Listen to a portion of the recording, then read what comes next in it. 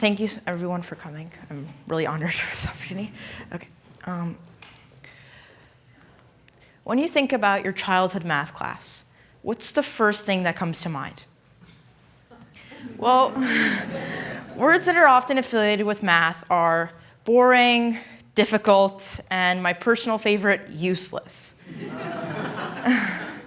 But what if I told you all that hate for math can be solved?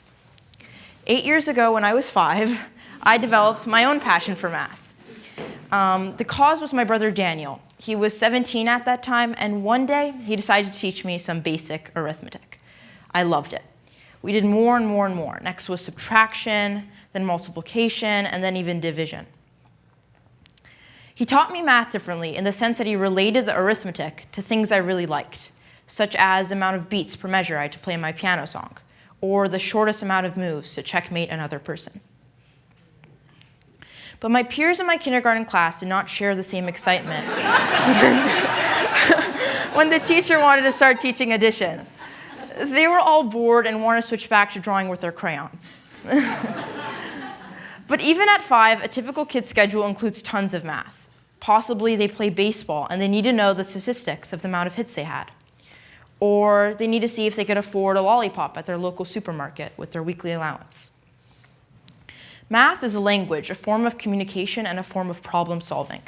It is unfortunate that students are bored and disengaged about this form of art.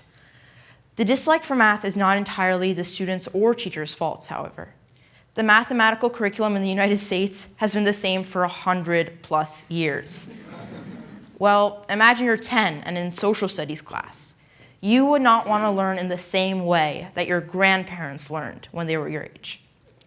This is true because in social studies, the curriculum is about current events. Students are learning what is happening in the world around them besides the classroom, and they're learning how it will impact them in their later lives. In science, that same class is not just learning about cell components in their black and white 1980s textbook, but they're using virtual reality. I personally never enjoyed math class. I thought it was boring and that it wouldn't have a purpose in my later life, so what's the point, right?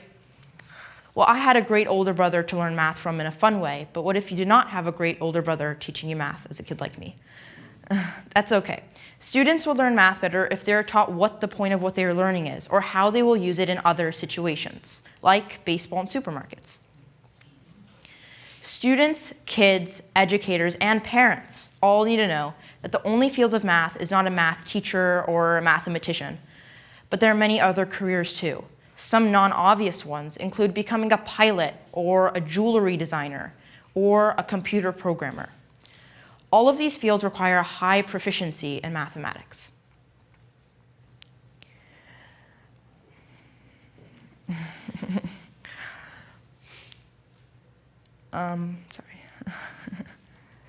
Math class in the curriculum can be transformed into something fun and a class where students are excited to be in. Unfortunately, it's easier said than done to change a 100-plus-year-old system, but I'm not going to let that go. As part of my generation, I want to make the world a better place, and this can be as simple as transforming those uninteresting words that are often affiliated with math into words like exciting, simple, and useful. Teachers need simple yet powerful tactics for their students to love math.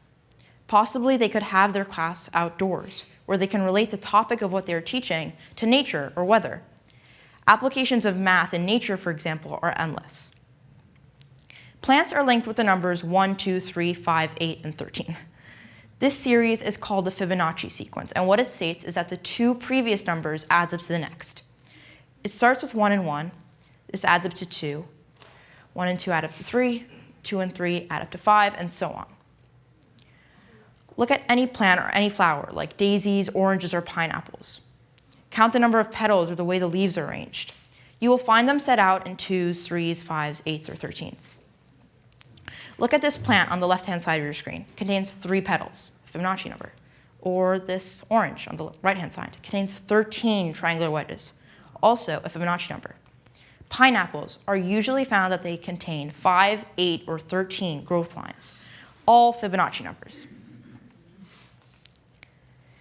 Another tactic is to relate the topic of what teachers are teaching into what students enjoy outside of the classroom. Using patterns like the Fibonacci sequence or relating the topic to students' hobbies or interests, students become more engaged with what they're learning. Imagine you're driving a Tesla electric car. I'm pretty darn sure Elon Musk knew a thing or two about math. Or using Google search to look up cat memes millennials. Well, the head engineers at Google surely knew some math too. Therefore, how we learn the applications of math impact how we perceive this field of study. The more real-world and tangible math can become, the more fun, social, and exciting it becomes in the classroom. Whether you are a student or an educator, together we can revolutionize the dislike for math, one real-world math problem at a time. Thank you.